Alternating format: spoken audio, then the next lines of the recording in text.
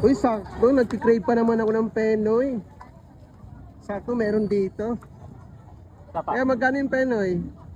Kulang yan. 10 lang.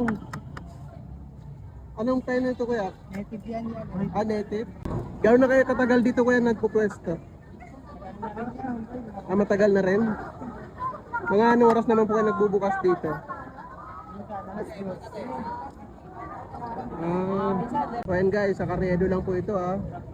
Lapit po to sa may simbahan. Ayan 10 piso. Penoy. Sige nga, masubukan nga.